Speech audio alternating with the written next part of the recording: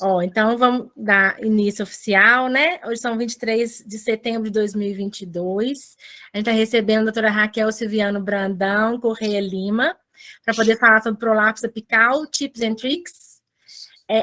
A doutora Raquel é membro do Serviço de Disfunção do Assoalho Pélvico da Rede Mater Dei de Saúde, tem pós-graduação em uroginecologia pela Universidade de Londres, é presidente do Comitê de Uroginecologia da SOGMIG e membro da diretoria da Uroginap. A professora Marilene Vale Monteiro vai ser debatedora, representando o departamento de ginecologia e obstetrícia. A professora Marilene é a professora associada do departamento, é coordenadora do serviço de disfunção do assoalho pélvico do HC da UFMG e também coordenadora da COREME, e também é membro da diretoria da Uroginap. Duas feras em uroginecologia, né? Um super prazer, uma honra ter aqui hoje para poder discutir esse tema que tem ganhado muita importância, né, nesses últimos tempos. Obrigada. Bom dia a todos. É uma grande honra para mim estar aqui. A uroginecologia, pelo menos aqui em Belo Horizonte, tem uma característica maravilhosa, que nós nos damos muito bem. A professora Marilene é minha amiga pessoal, além de uma excelente parceira, tanto na Uroginap quanto na SOGMIG, e é um prazer muito grande estar aqui. Eu realmente separei algumas coisas que, durante esse tempo aí, vamos dizer, esses últimos anos, fez com que, às vezes, eu questionasse a minha técnica ou mudasse alguma conduta na prática clínica, através dos estudos que vêm nos mostrando algumas coisas. Então, a primeira coisa que eu queria dizer para vocês é que, realmente, o assoalho pélvico é uma... Uai, o que aconteceu? Saiu? Não saiu, só para apresentar de novo. Isso, aí, perfeito. O assoalho pélvico, ele é uma estrutura muito complexa, né? Ela é tão complexa que eu, por exemplo, tenho uns 30 anos que eu estudo assoalho pélvico. É uma estrutura complexa, uma estrutura que todos os componentes dela são importantes, tanto os órgãos quanto os músculos, as fáscias e os ligamentos. E isso tudo aqui vai nos proporcionar a função vesical, a função sexual e a função intestinal. Então, ele é um órgão multidisciplinar por si só, porque ele vai englobar várias especialidades. Para a gente entender o assoalho pélvico, a teoria integral de Petros, que foi publicada em 90 e 93, ela nos ajudou muito, nos ajudou a ter essa visão mais global do assoalho pélvico, né? Os ligamentos, o arco tendíneo, os ligamentos pubo-uretral. Na verdade, a teoria integral foi a que deu origem aos slings, né, sintéticos, as faixas de sling, através dessa dissecção que ele fez do ligamento pubo-uretral, dos ligamentos útero-sacros, do cardinal, né, da fáscia pélvica, e dessas forças que fazem com que a gente consiga ter a continência com as forças anteriores e as forças posteriores para a gente ter um bom esvaziamento retal e vesical. Então, uma das coisas que eu considero um avanço importante foi a gente ter essa visão mais holística, mais global do assoalho pélvico, e não só da parte anterior, né? Durante muito tempo a gente estudava só essa partezinha aqui, ó. A gente achava que isso aqui não era nosso, não, né? E hoje a gente tem uma visão mais global disso, né?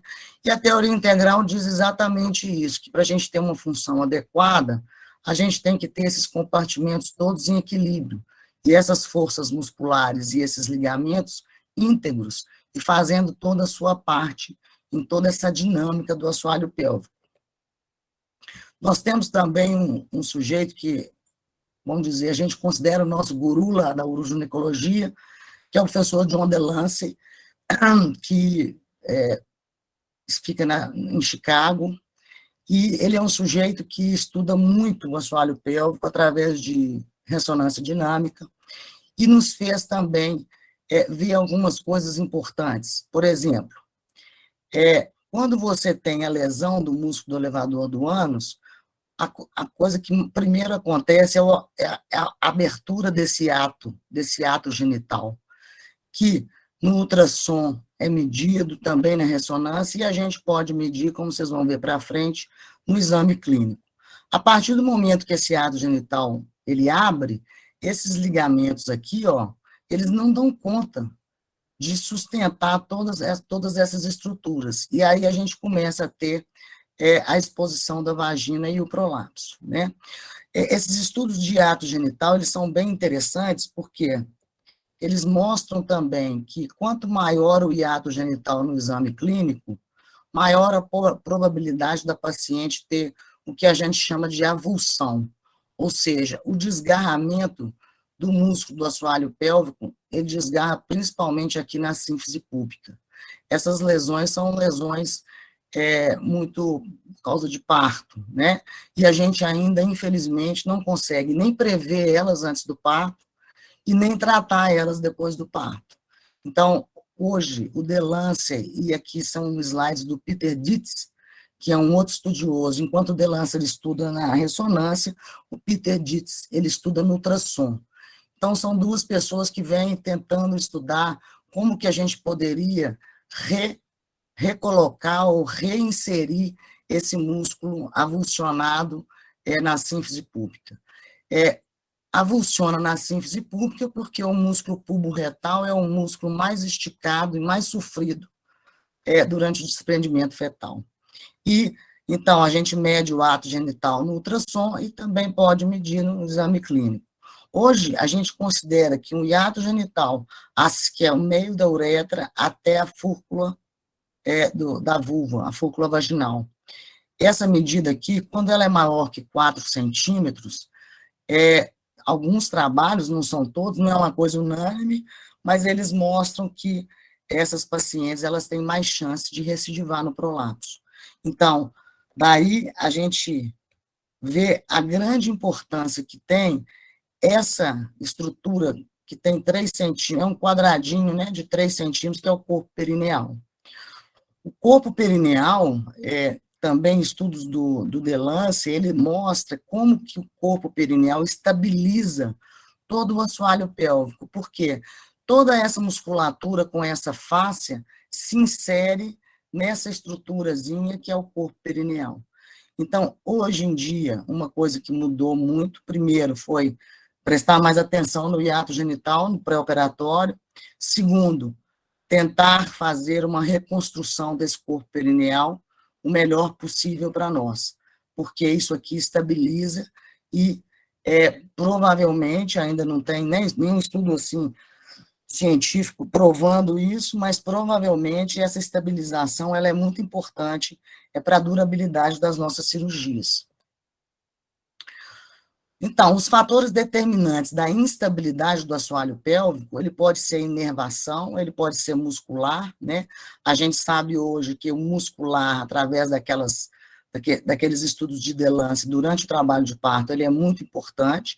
Esse músculo pode estirar mais do que ele consegue, e com isso você ter lesões musculares, né? E até avulsão, que seria o desgarramento dele. Nisso, a fisioterapia ela pode ajudar, porque ela hipertrofia esse músculo e às vezes ela retorna à função, né? E a face endopélvica, que aqui engloba também os ligamentos, porque os ligamentos não são mais do que espessamentos dessa face. Então, a qualidade e a quantidade também é importante. E a face e os ligamentos é onde a gente pode agir cirurgicamente, né? A gente não consegue agir ainda cirurgicamente na musculatura nem na inervação. E a gente tem que pensar que a fáscia é um tecido conjuntivo elástico com uma elasticidade limitada, ou seja, se ela for muito tensionada, ela pode, às vezes, sofrer quebras, sofrer rasgos, né? E ela fica debaixo da mucosa. Então, é aonde a gente consegue agir cirurgicamente. E pensar que a mucosa vaginal, ela tem uma elasticidade praticamente ilimitada, né? Muitas das vezes, por exemplo, numa paciente depois de um parto difícil, você tem proporcionalmente pouca quebra ou pouca lesão dessa mucosa, mas embaixo dessa mucosa, provavelmente, essa face pode ter sido lesada. A gente sabe também que aquela questão de que a gente fazia muito antigamente, de ficar cortando mucosa vaginal, não vai corrigir prolapso. A mucosa vaginal, ela tem uma elasticidade ilimitada, e não é ela que sofre com a disfunção do assoalho pélvico, né? E também, ações sobre órgãos prolapsados também não vão tratar o prolapso. E aí nós vamos falar um pouquinho também dos avanços aí em relação à esterectomia e esteropexia no prolapso apical. Então, o que é o ápice da vagina? O que sustenta esse ápice? Seja ele o útero, seja ele a cúpula vaginal, né? É toda essa fáscia pulbo-vaginal, pulbo-cervical, pulbo-visceral, que a gente fala hoje, né? Uma fáscia só, que lateralmente se insere no arco tendíneo, anteriormente no pubis e posteriormente nas espinhas isquiáticas postero-inferiores. Essa fáscia, ela é importantíssima. Essa fáscia, ela sofre alguns espessamentos, né, anteriores e posteriores. O espessamento anterior, ele se junta no colo e vai até os ligamentos cardinais, e posteriormente também ligamento cardinal para um lado e para o outro, e os ligamentos uterosacros junto com eles, que vão dar toda essa sustentação a esse ápice vaginal ou uterino, né? Então, a gente fala que o prolapso apical ela é uma lesão desse complexo cardinal uterosacro. E aqui é uma representação do professor Petros, que é muito interessante porque ele chamou isso aqui de anel pericervical, que nada mais é do que a continuação dos ligamentos uterosacros, dos cardinais, né, que estão espessados e vão se abrindo, tanto anteriormente quanto posteriormente no colo. Daí, vocês podem entender porque nós que mexemos com e operamos assoalho pélvico, nós gostamos muito que esse útero esteja presente, ou pelo menos que esse colo esteja presente, porque dessa forma a gente consegue plicar, encurtar esses uterossacros, plicando e reconstruindo esse anel pericervical, tanto anterior quanto posterior. Então, basicamente, o prolapso apical ele vem dessa lesão, ou uma lesão, ou um estiramento com um aumento desse ligamento uterosacro, ou um estiramento, uma lesão dos cardinais, ou uma quebra aqui nessa fáscia que junta a fáscia vésico-vaginal com o ligamento cardinal uterosacro, é aí que a gente vai ter essas lesões. E voltando aqui, né, lá em 94, há muitos anos atrás, o Delancey, ele fez um nível de suporte vaginal, né, que seria o nível 1, que seria o apical, o nível 2, que seria a retocele, a parede anterior e posterior, o nível 3, que seria o corpo perineal. E isso a gente usa e utiliza muito, né, nas cirurgias e na hora do diagnóstico da paciente.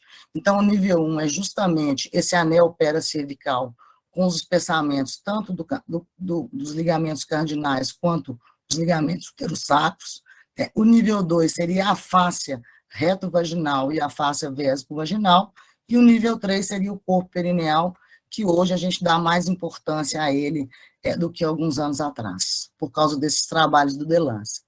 Delancey também fez um trabalho maravilhoso, muito bonito, fazendo modelos, né, na ressonância magnética, e ele nos diz o seguinte, que 60% a 80% das cistoceles são causadas pelo prolapso apical, ou seja, o que vem primeiro é o prolapso apical, e não a cistocele.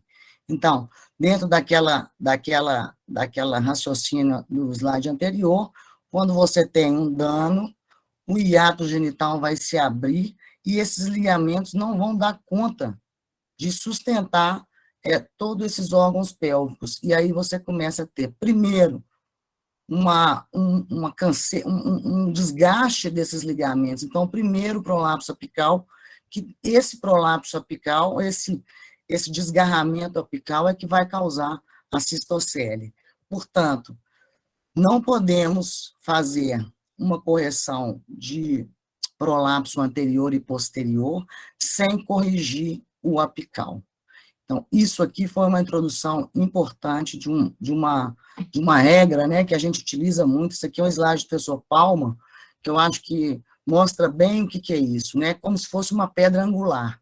Então, o que primeiro se lesa é lá em cima. Lesando lá em cima, você vai ter o prolapso tanto anterior quanto posterior. Então, isso é muito importante. Não adianta nós corrigirmos uma cistocele, por exemplo, maior, sem a gente corrigir o apical. Então, isso vamos dizer, uma definição importante, né, que os trabalhos nos mostraram, que os estudos nos mostraram. Então, muitas das vezes, o que vai acontecer é que a fáscia pubovesical, a fáscia vésico-vaginal, ela vai se desgarrar do colo e do ligamento periuretral, pericervical, desse anel pericervical. Então, você vai ter que corrigir isso aqui junto com o encurtamento dos ligamentos uterossáceos. Não adianta só você corrigir a face, você tem que botar essa face junto com toda essa estrutura de sustentação apical, senão provavelmente você vai ter falha.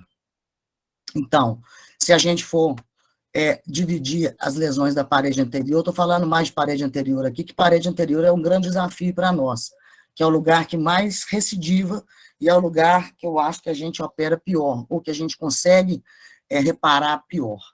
Então, esse tipo de lesão, que é a lesão transversa, ou seja, desgarra a fáscia vésico-vaginal do anel pericervical e, consequentemente, dos ligamentos apicais, essa é a lesão mais comum, e essa é a lesão que, mais importantemente, a gente tem que corrigir. Então, rotineiramente, eu realizo a dissecção, e muitas das vezes a gente tem esse tipo de lesão aqui, ou seja, a fáscia desgarrou lá do colo, e eu vou, então, recolocar essa fáscia lá no colo. Isso aqui é um estudo do Kovac, né? O Kovac que introduziu isso para nós em 2011, e você, então, pega essa fáscia e você leva lá no colo, mas não adianta levar só no colo. Levando no colo, você vai dar pontos nos ligamentos uterossacro cardinais para juntar essa fáscia ao anel pericervical, e assim corrigindo o apical junto com o anterior, que a gente considera que seriam, lógico, ainda não tem, vamos dizer, resultados de cirurgia, porque são trabalhos que exigem mais tempo, né? São trabalhos que também são caros, a gente não tem ainda isso, mas dentro desse conceito, né, a gente vem fazendo isso. Outra grande discussão é essa aqui, né? Se no prolapso apical você faz esterectomia ou você faz esteropexia. Para nós que estudamos assoalho pélvico, a esterectomia, ela é burra. Burra no sentido de que não é o útero que causa o prolapso, e sim, vamos dizer, as lesões dos ligamentos suspensores do útero. Então, nós que estudamos assoalho pélvico, como eu disse para vocês, para mim é muito mais fácil quando eu tenho colo, por quê? Porque eu posso pegar esse anel cervical junto com o colo propriamente dito. E isso me ajuda na minha sustentação e na minha fixação do apical. Os trabalhos todos dos últimos anos, né, até mais ou menos há 2, 3 anos atrás, sempre colocaram a esterectomia como melhor do que a esteropexia. Isso era uma coisa ruim, porque toda a evidência científica dizia que esteropexia é pior. Só que nós, com isso tudo que eu falei com vocês até agora, e mais um pouquinho que eu vou falar, nós melhoramos demais a nossa técnica cirúrgica em relação ao tecido nativo. Nós melhoramos muito. E os trabalhos, né, que nos últimos 10 anos comparavam as duas técnicas, eram técnicas já anteriores, né, a todos esses conceitos que eu mostrei para vocês. Mas, graças a Deus, isso aqui é só um exemplo de um trabalho que mostrou que a esteropexia, ela não teve diferença incidência de prolapso em 3 anos, todos os 2 grupos relataram melhor, mas o grupo de esterectomia teve um tempo operatório maior. Então, agora já está começando a mostrar que a esteropexia ela pode ser tão vantajosa quanto a esterectomia. E outros estudos também mostraram, por exemplo, que a grande maioria das pacientes preferiam conservar o útero. Você, na minha opinião, né, você aumenta a morbidade cirúrgica.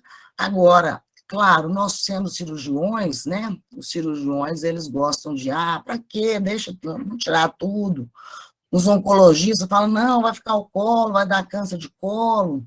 Então, é uma discussão interessante, né, mas que já está começando a mostrar que a osteopexia ela pode ser vantajosa, sim. Se a gente fizer um paralelo aqui das vias de acesso que a gente tem para tratar o prolapso apical, a gente tem a via vaginal, a via abdominal. A via vaginal, os tecidos nativos, eu considero hoje que nós melhoramos muito a nossa técnica, mas muito mesmo, até porque houve esse problema com as telas de prolapso, e essas telas foram banidas de vários mercados pelo mundo, né? E com isso a gente foi melhorando essas técnicas, né? A fixação saco-espinhosa é uma cirurgia que também tem um sucesso muito bom, assim como a cirurgia de Macau com a redução dos úteros sacros. Na via abdominal, a gente pode fazer a aberta laparoscópica e robótica, é a sacrocolpopexia ou colpopromonto-fixação da cúpula vaginal, que a gente fixa essa cúpula lá no promontório, no ligamento amarelo do promontório sacral. São basicamente essas técnicas que a gente utiliza hoje, né? E hoje a gente tem uma possibilidade da gente fazer a fixação do ligamento sacro-espinhoso através de mecanismos que não quer dizer, que dispensam aquela dissecção enorme que a gente fazia na parede posterior e que também nos permite chegar no ligamento sacro-espinhoso através da parede anterior, da parede vaginal anterior, o que eu acho que é uma grande vantagem, porque normalmente os maiores prolapsos são, na sua grande maioria, de prolapso anterior, de parede anterior e apical. O prolapso de parede posterior maior que o anterior não é tão frequente quanto o prolapso anterior maior.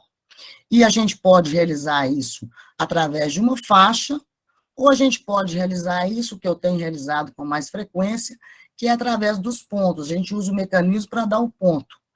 A gente dá o ponto lá no ligamento sacro-espinhoso, leva na cúpula. Eu, particularmente, também pego o ligamento uterosacro e encurto ele junto com esse ligamento sacro-espinhoso, e a gente, assim, consegue uma boa fixação desse apical. De maneira que, usando a faixa, ficaríamos com um novo ligamento cardinal, praticamente, claro, que não seria como ligamento cardinal, mas quase que um neoligamento cardinal. A gente também não pode esquecer da copoclese. A copoclese, eu que sou uma pessoa mais velha, é uma cirurgia que as pessoas sempre tiveram muito preconceito, né? A copoclese, ela é só quando você não tem outra possibilidade e tudo. Mas hoje a gente sabe que as pacientes que são mais idosas e que não têm vida sexual e não têm possibilidade de ter, é uma cirurgia extremamente tranquila, com poucas complicações, né? E hoje a gente utiliza uma técnica onde a gente plica os ligamentos uterossacros junto com essa fáscia, e com isso a paciente fica aí com 5, 6 centímetros de vagina, né? O que não é simplesmente você não fecha até a fúrcula. Importantíssimo, depois da copoclese, a gente fazer uma correção do corpo perineal dentro daqueles conceitos lá de Delancey, tá? Então, ela tem uma taxa de sucesso alta. Eu acho que nas pacientes que não têm vida sexual, que tem um prolapso, tipo esse aqui, estadio 4, e que não tem possibilidade de vida sexual, eu acho que a copoclese é uma cirurgia bem interessante. A gente tem a sacrocolpopexia, que hoje é considerada padrão ouro para prolapso apical. Ela pode ser aberta, laparoscópica ou robótica. E aí, gente, eu coloquei aqui alguns fatores dificultadores da introdução da sacrocolpopexia dentro do serviço de uroginecologia. E isso é uma coisa que chama a atenção da gente, é que a sacrocolpopexia ela é muito realizada pelo pessoal da urologia. Por quê? Porque eles, quando vão fazer o treinamento de laparoscopia avançada, eles começam a passar colpexia lá na França. Principalmente, tem um serviço que é principalmente onde eles vão, que é em Bordeaux. E eles voltam, então, e eles acham que é extremamente simples, tranquilo, que é só pegar essa cúpula aí e botar, dar uns pontos no músculo. E E a pessoa que mexe com isso, que estuda isso, eu sempre ficava assim meio assim cabreira com a técnica, os pontos lá no elevador do ânus, que a gente sabe que dá mais dor. Então, isso é um fator dificultador da implantação. Também, essa cirurgia, ela exige uma habilidade muito avançada, tem que ser um cirurgião laparoscópico avançado, que tem habilidade e muita experiência, né?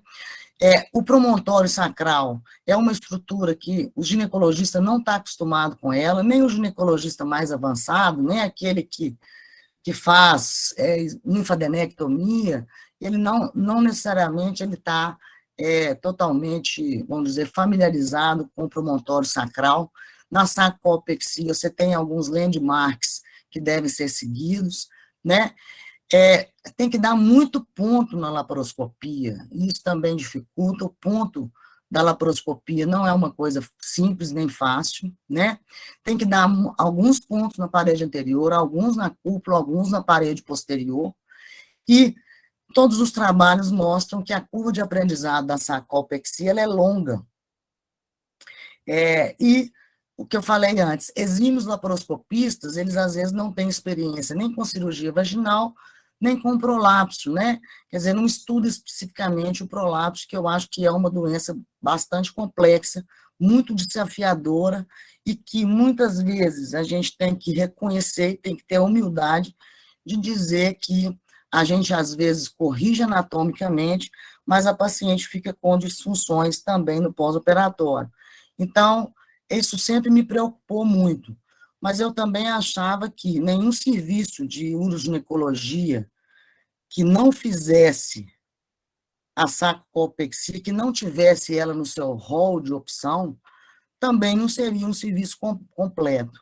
Então, nos últimos 3, 4 anos, eu venho, então, pensando nisso, tentando matutar e ver como que a gente conseguiria implantar isso no serviço.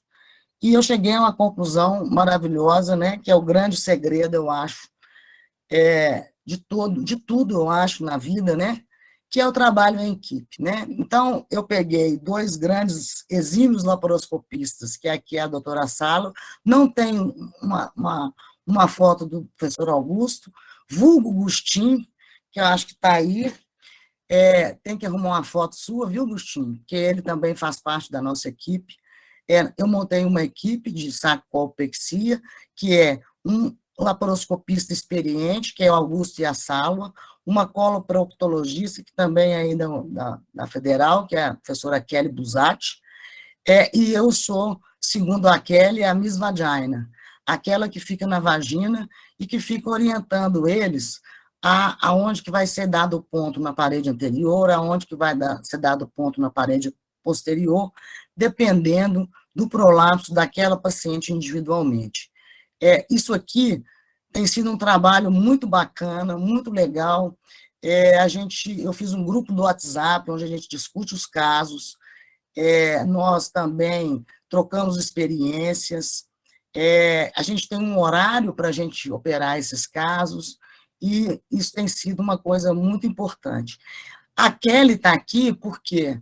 Porque, às vezes, mesmo um laparoscopista muito bom, ele tem um pouco de medo do promontório.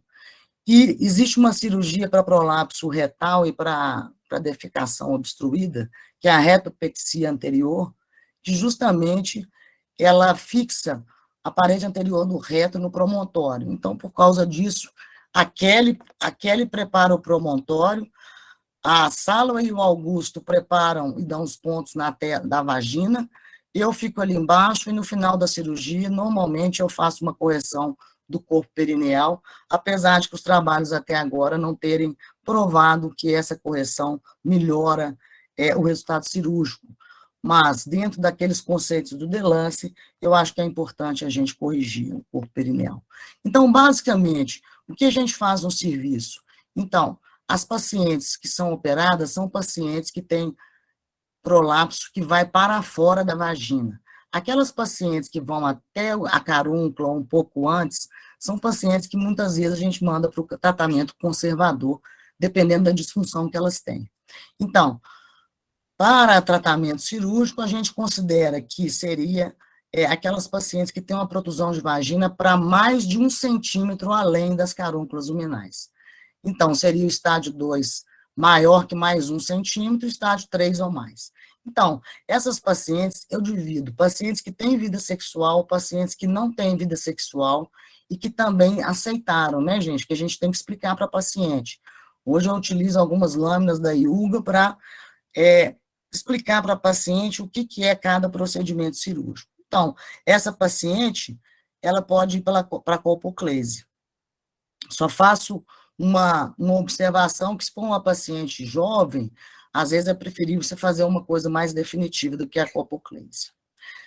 Se são pacientes, é engraçado, eles colocam 60, 70 anos, mas eu acho que depende muito do tipo da paciente. Tem paciente de 68 anos que eu acho que não dá sacrocolpexia nelas. E tem paciente, por exemplo, semana passada nós operamos uma paciente de 79 anos, né, que tinha vida sexual e que acho que não tinha comorbidade nenhuma, uma paciente super rígida, que faz as coisas todas, então ela merece um tratamento que, pelo menos até agora, tem mais durabilidade do que a cirurgia vaginal. Se é uma paciente com vida sexual, mas que eu acho que ela não se enquadra, né, na sacrocolpexia, porque ela tem mais, ela dura mais, né? A sacrocolpexia, gente, dura mais ou menos 3 horas. Aqui, ó, eu faço essas cirurgias todas aqui, mais ou menos 1 hora, no máximo, né, de tempo cirúrgico. Então, isso também conta. Se eu vou conservar ou não o útero, vai depender do desejo da paciente. Então, aquelas pacientes que elas têm o desejo de retirar o útero, eu retiro, porque, na minha experiência, você não deve discutir com a paciente, não. Se ela tem um desejo, tira, porque senão ela vai ficar, ela vai ficar cismada que você não tirou, né? Naquelas pacientes que desejam mais uma coisa mais conservadora, que não a esterectomia vaginal, eu faço uma esteropexia sacroespinhosa. Quando o prolapso apical é menor do que mais 2 centímetros, né, quer dizer, o ponto C, o lábio anterior do colo, está 2 centímetros, tá até 2 centímetros para fora, mas você tem um ponto D, né, que seria o fundo de saco, ainda, sei lá, -5, -6, e eu não faço saco espinhoso e faço uma Manchester modificada, onde eu encurto os ligamentos uterossacros, plico essa fáscia vésico-vaginal lá no anel pele-cervical, e faço também o posterior. Todas essas pacientes, normalmente a gente faz uma correção, pelo menos, de corpo perineal, se não de toda a parede vaginal posterior. Então, para concluir, né, se a gente fosse fazer uma análise das tips and tricks, né, das dicas e das coisas que vêm sendo mostradas para nós e, às vezes, modificando, né, a nossa conduta, né, que a gente melhorou muito com o entendimento da gênese do prolapso e dos resultados funcionais e anatômicos, nós melhoramos muito na técnica, né, e melhoramos nossos resultados, né. A gente acha que o uso de telas se justifica num grupo de paciente com prolapso recidivado, em pacientes mais complicadas, né? A sacrocolpexia, ela tem uma vantagem na paciente mais jovem, por ter uma durabilidade maior, por ter uma taxa de reoperação menor ao longo do tempo, e hoje é considerado padrão ouro. O uso das faixas com fixação no ligamento sacro-espinhoso é bem vantajoso. Como eu disse a vocês, eu hoje tenho a tendência de, sempre que possível, não usar as faixas e usar só o ponto, né? A esterectomia não necessariamente ela deve ser uma rotina nos prolapsos uterinos, cada caso é um caso, e a gente tem que fazer um treinamento adequado para a gente seguir as nossas pacientes com consentimento informado, bem explicado, né? As pacientes têm que saber as complicações, né? A gente tem que saber lidar com essas complicações e manejar elas, né? Senão a gente também não adianta a gente saber operar e não saber como conduzir essa paciente durante ao longo do tempo. E isso aqui é um slide muito bacana, que uma das yugas que uma professora colocou, que é o seguinte: se você acha que a competição é dura, tente a colaboração, né?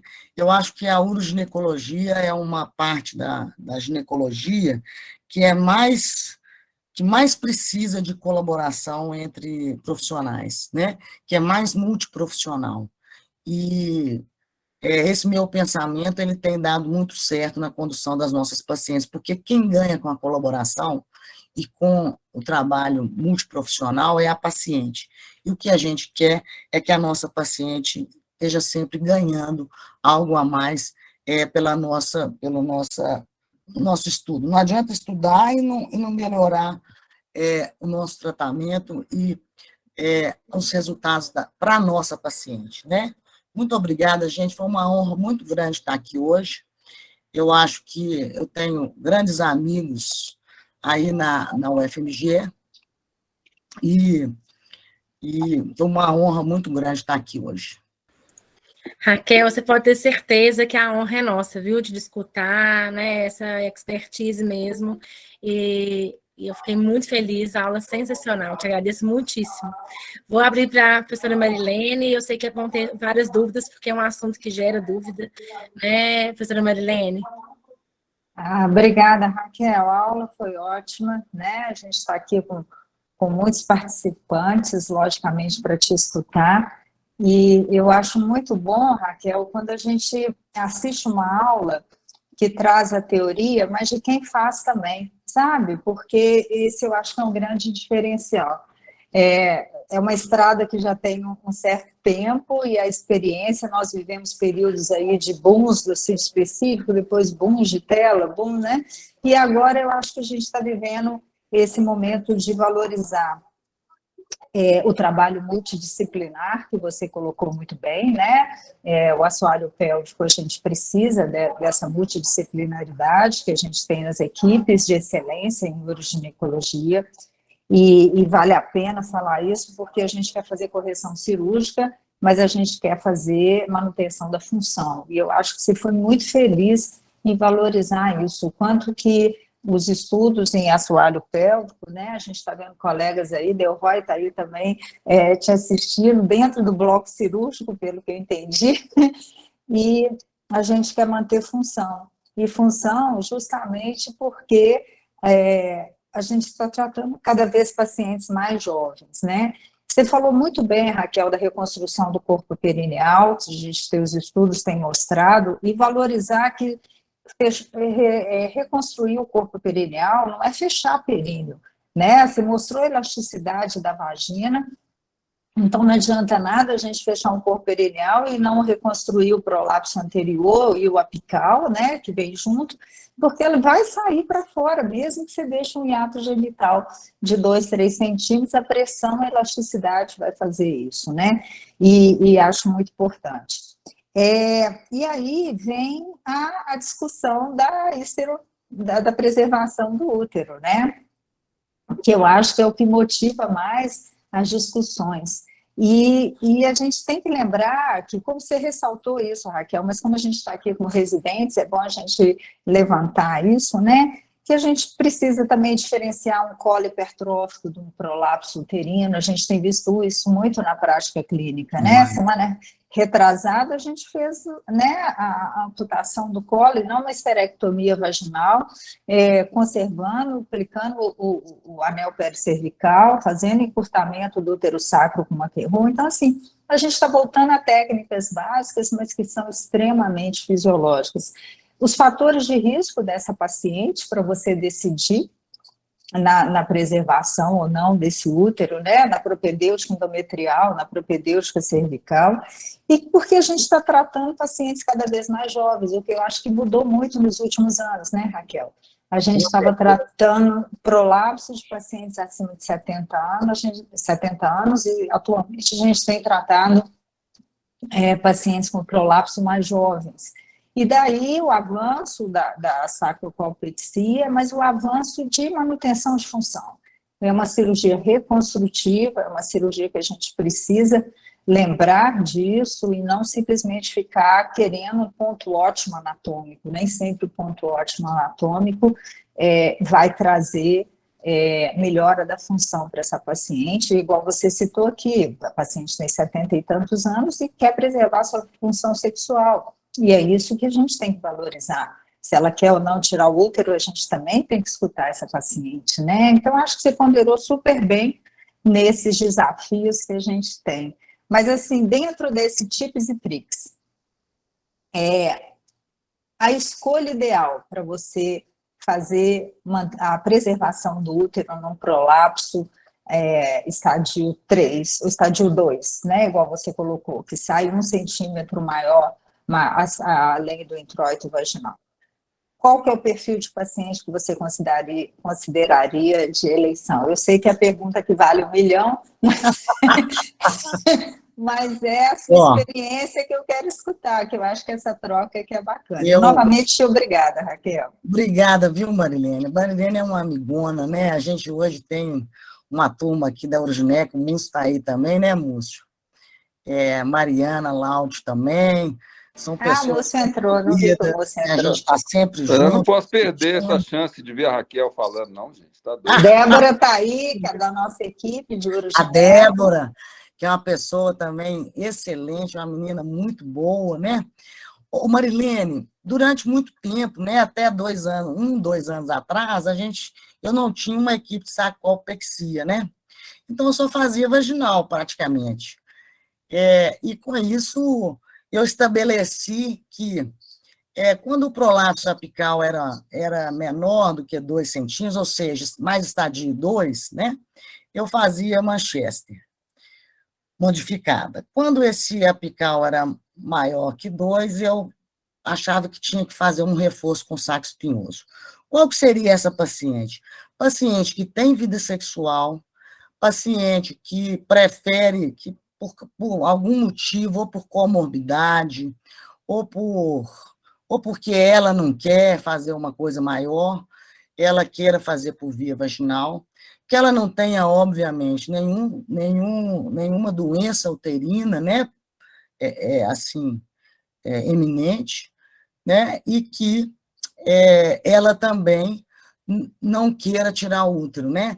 Você falou aí da hipertrofia uterina, Marilene, é impressionante. Essa semana eu operei duas que estavam indicadas esterectomia. E quando eu fui ver, ela tem um colo que vem, mas o ponto D dela era -8. Uma delas, tipo assim, eu dei uma encurtada no ligamento útero-sacro posterior, mas, teoricamente, nem precisava de fazer grandes coisas, só amputar o calo, acabou, né? Então, é muito importante isso, eu acho até que a gente deve destacar isso. E a outra coisa que você falou, muito importante, é que as pacientes são jovens agora, né? E aqui tem muito obstetra, Máriozinho, Gabriel. Então, eu queria dizer o seguinte, que nós, do assoalho pélvico, nós estamos levantando uma bandeira de que a paciente ela tem que estar ciente de que pode acontecer algumas coisas com o assoalho pélvico dela durante o parto que são imprevisíveis, né? A gente deve, às vezes, se juntar para a gente tentar falar isso de uma maneira que não horrorize a paciente, porque a gente não quer horrorizar, a gente quer orientar. E, na minha experiência, eu tenho visto muita paciente com sentimento de culpa, porque fez um parto. Porque ninguém falou com ela assim, olha, você pode ter uma lesão, tem coisas que são imprevisíveis, pode ter que passar um fórceps. E aí ela vem com uma incontinência anal, ela vem com uma queixa de insensibilidade vaginal na relação, ela vem com um hiato genital de 4 centímetros, e ela fica se sentindo a pior das piores. Isso, eu acho que a gente tem que lutar por isso, sabe, Gabriel?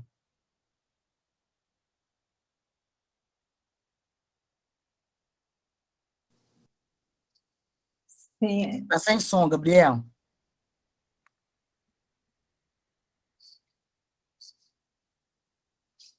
Tá vendo.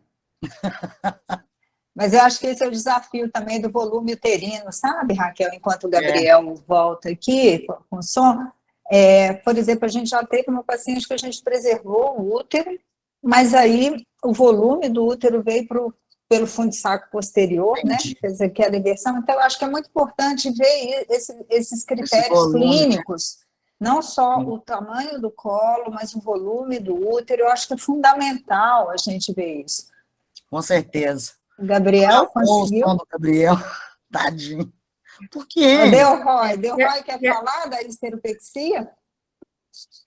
Gabriel vai sair e voltar, porque acho que o som Tá. dele. O Múcio quer falar? O Augusto também, levantou lá. a mão. Agostinho também. Eu não sabia desse apelido, não, aprendi agora. É Agostinho. É Agostinho da grande família.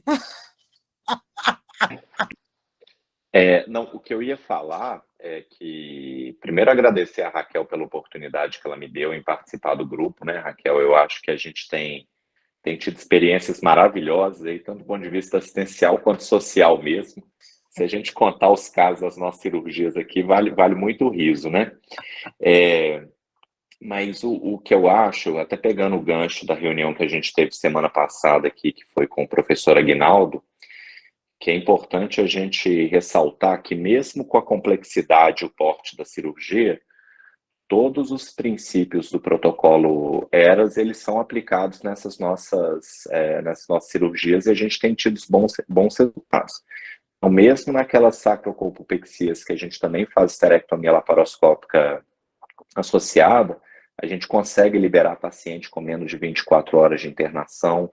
A gente tem como prática fazer a retirada de sonda vesical precoce e a gente tem visto que o resultado pós-operatório também é muito bom. Eu acho que isso ajuda um pouco a integrar os temas. Mas, mais uma vez, parabéns, Raquel. Para a gente é sempre uma honra ter você aqui, viu? Honra minha, Agostinho. Agora mesmo eu estou aí, viu? Excelente, gente. Tem mais algum comentário, né? Alguma pergunta? A Gabriel voltou. Gabriel voltou. Aí, Gabriel? Nada? Às vezes Delroy, então, pode falar enquanto o Gabriel... Fala, Tigrão. Professor Delroy. Só dar parabéns para a Raquel aí, falar que amanhã vou falar desse assunto aí. Né? O desafio é o seguinte, quando a gente junta especialidades, como você falou, competitivas, que a gente pede o auxílio do colega que é laparoscopista, a gente tem que entender que é uma integração. Não é só fazer a colpo sacro laparoscópica ou robótica. É entender todo o mecanismo que a gente precisa ter. Então, assim, fazer a colpo sacro não reduzir o hiato ou a parede posterior significa que você não tratou corretamente. O que eu vou operar agora, eu deixei aberto o que você estava falando, e eu ia falar disso, deixei para os meninos verem. É uma paciente que foi operada em outro lugar, uma esteria vaginal, um sling TOT, uma pressão de 30. 4 meses depois ela estava incontinente e com uma bola na vagina. Então, assim, todo o sistema foi onerado. Como no Brasil a gente não mensura isso, é ruim. A geração atual, os que têm cabelo branco, eu, Marilene, Raquel... Os meus estão escondidos. O Augusto tem um cabelo maravilhoso, queria ter aquele cabelo dele ali. Nós vamos ser avaliados por performance. Eu falei para você, Raquel, você escutou esse papo aí, né? Escutei. O Sacomani estava você estava do meu lado ou a Mari? Uma das duas estava. Obrigado. Que nós vamos ser avaliados por performance. Né? E eu estava mostrando aqui para os residentes que a sua reunião tem gente do Brasil inteiro. Como nós estamos conectados, olha que a pandemia fez uma coisa boa. Maravilhosa, né, Delroy? Enquanto eu espero a anestesia aqui, eu fico escutando o Raquel falar. Já sou fã dela, fico mais. Um beijo, saudade de vocês. Aqui você falou uma coisa importante, viu, Delroy? E também eu queria destacar isso, que os resultados da cirurgia vaginal em paciente com prolapso apical, paciente sem útero, para mim são subótimos, porque você não tem aquele anel pericervical. Então, eu geralmente dou mais, quer dizer, eu indico mais sacrocolpexia nessas pacientes que às vezes já fizeram uma esterectomia vaginal por prolapso e que voltaram com prolapso de novo e que tem vida sexual, né? Porque eu acho que nesse grupo de pacientes, a cirurgia vaginal, ela não é maravilhosa, porque você não consegue corrigir, levar essa fáscia, os McEnroe, que é os ligamentos os cardinais do uterosacro, eles já ficam meio enfraquecidos, né? Porque já não está mais ali, né? Então, isso é importante. É o caso da sua paciente aí, né? Eu tenho uma pergunta aqui, Raquel, que eu acho que seria importante. Quem que é? Rubina que está aí? Rubina está com nome diferente. Querida, você está de Rita Milagres? Que isso?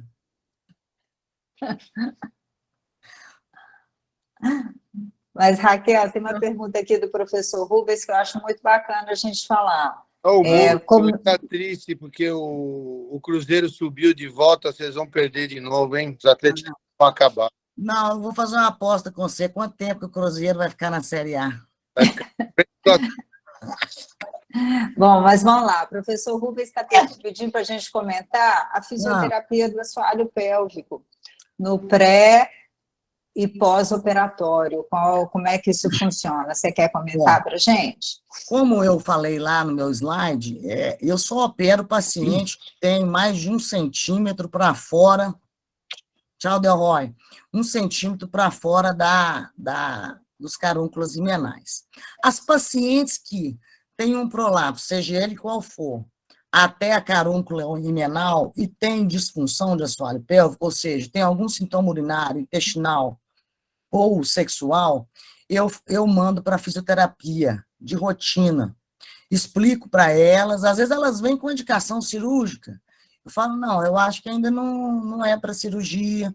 Eu acho que você tem uma urgência, você tem uma urgência, você tem uma dificuldade para evacuar, então vamos fazer a fisioterapia. A fisioterapia ela é essencial para nós uroginecologistas. Não tem serviço de uroginecologia que não tem uma fisioterapia. Marilene é testemunha que lá no congresso eu fiz um comentário como esse, que eu acho que todo mundo que gosta dessa área tem que pegar um afísio e ele tenha... O paciente falou alguma coisa? Empatia, não, tá ok. que tenha múcio, que tenha empatia, que trate da mesma maneira, que tenha uma identificação, e você tem que trabalhar junto com essa físio, né? A gente tem a felicidade de ter a Elza Baracho com a gente, e eu tenho uma identificação muito grande com a Elza. Nós nos falamos praticamente todo dia, quando não é mais de uma vez por dia, sempre discutindo o caso. Isso que é o segredo, gente. O segredo é a gente estar junto com os outros profissionais, né? Aqui na UFMG também a gente tem uma excelência na fisioterapia, né? A Maria Cristina Cruz, a professora Eleonara, que comanda. Só que, a nível público, a gente não consegue que as pacientes façam pré- e pós-operatório, porque a demanda de tratar outras disfunções do assoalho pélvico são superiores ao controle pré- e pós-operatório que a gente considera ideal, né? Eu acho que a paciente que faz fisioterapia, aprende e depois continua fazendo pós-operatório, a gente não tem uma evidência robusta sobre isso, mas eu não tenho dúvida nenhuma na prática clínica como os nossos resultados a longo prazo, os nossos desfechos serão bem melhores, né, Raquel, com esses pacientes que fazem isso. Agora, fazer fisioterapia com a paciente estadio 3, eu acho bobagem. Eu fazer no pós. Aí no pós-operatório. Pós-operatório, tudo bem. Eu acho que, também acho isso, eu acho que não deve ser generalizado, não, mesmo porque, como é que vocês vão fazer? Você vai colocar 50 mulheres dentro de uma sala para poder fazer, que também não vai ter, né? Então, eu acho que é mais individualizado mesmo. E priorizado, né? Isso gente, mesmo. Mais algum comentário antes da gente encerrar, né, Mariana? Eu ia colocar, na verdade, só que, assim, a professora Leonara, convidei ela para poder participar, uma questão de agenda, né? Ia ser depois da reunião da professora Maraí, semana que vem seria ela, e acabou que a gente mudou um pouco. Vai acontecer essa reunião com a físio, né? O papel do fisioterapeuta, ou a visão do fisioterapeuta no assoalho pélvico, que é muito importante, mas vai ser no meio de outubro. né? Seria na sequência dessas aulas, mas por questões de agenda a gente teve que remanejar, mas elas virão para poder falar para a gente, né? Só reforçando essa importância, mais uma vez, né, do trabalho multidisciplinar, né, nesse caso, e contar com elas que são fundamentais. Eu acho que não temos mais perguntas, acho que tem uma perguntinha do professor Rubens, ele pergunta assim, se você tem alguma indicação de algum site para poder estudar e ensinar para a graduação, que tem alguma figura 3D de assoalho pélvico, né? Que é difícil realmente ensinar assoalho pélvico para graduando, né? Assim. Dificílimo, né? Até eu e Marilene, agora na jornada, nós fizemos um curso com o professor Rogério, que é lá de Curitiba. E ele tem uma proposta bacana que é óculos virtual, sabe? Você consegue ver o assoalho pélvico todo, é maravilhoso. Em 3D. Em 3D. Mas tem sim alguns sites que tem, o Prime, né, Marilene? O Rubens até citou esse, que acho que foi esse que ele citou, não foi, Mariana?